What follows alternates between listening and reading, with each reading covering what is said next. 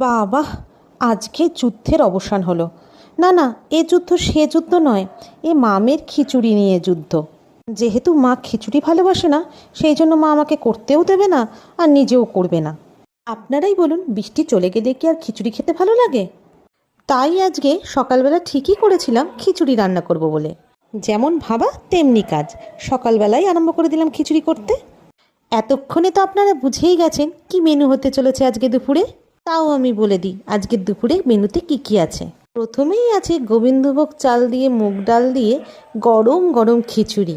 আমি আবার খিচুড়ির মধ্যে একটু আলু খেতে ভালোবাসি, তাই দুই একটা আলু দিয়েও দিয়েছিলাম।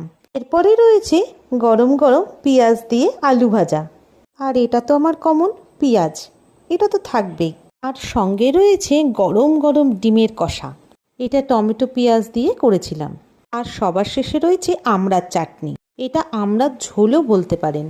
তাহলে আজকের মেনুটা আপনাদের কেমন লাগলো আমাকে অবশ্যই কমেন্টসে জানাবেন। সবাই খুব ভালো থাকবেন, সুস্থ থাকবেন, টাটা।